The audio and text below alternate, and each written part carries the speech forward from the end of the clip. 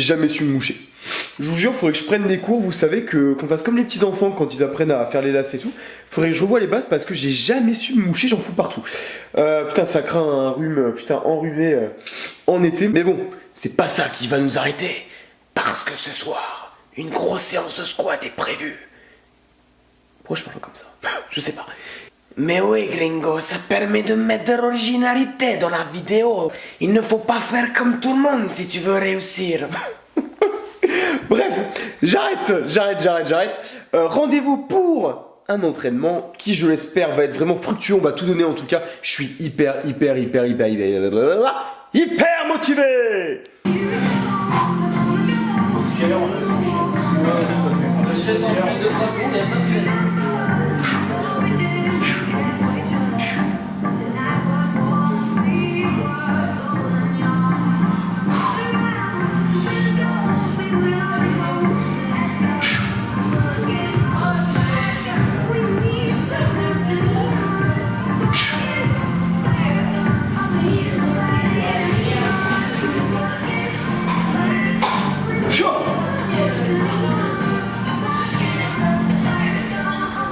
Allez.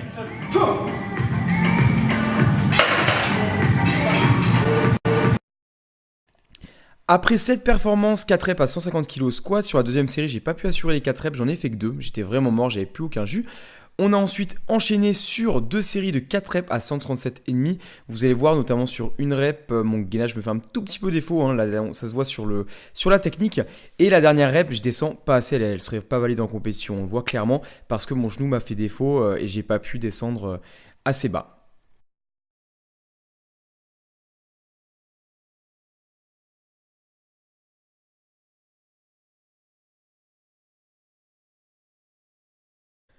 On attaque maintenant sur le deuxième mouvement, le développé couché.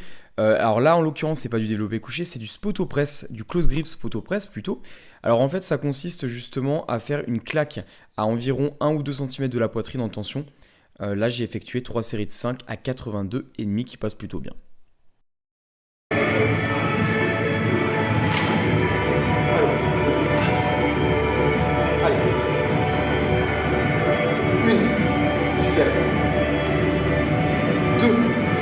Allez, encore.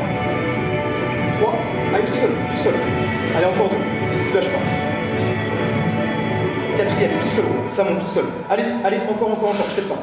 Allez, la dernière, donne tout. Allez, tout seul. Ok. Allez, encore. Pousse. Ouais.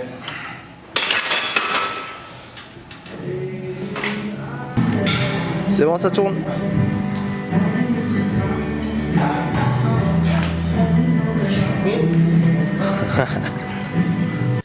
On se retrouve pour du soulevé de terre en troisième mouvement. Alors là, en l'occurrence, c'est du soulevé de terre jambes tendues en Death Star. Alors pourquoi en Death Star?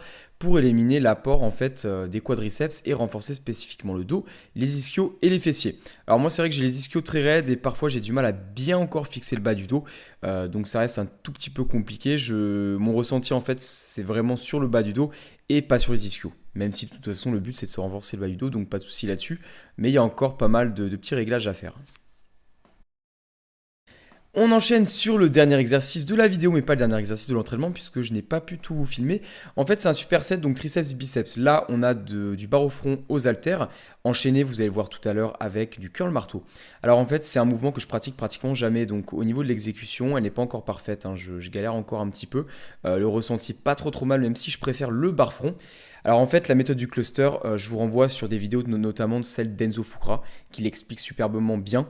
Hein, je ne suis pas coach, hein, je ne vais pas vous refaire le topo, mais comme je vous l'ai dit, vous tapez Enzo Fucra, cluster, et vous allez voir en quoi consiste cette méthode. Mais pour être bref, je fais le maximum de répétitions, 15 secondes de repos, maximum de répétitions, 15-20 secondes de repos, maximum de reps, et puis ensuite pareil avec les biceps.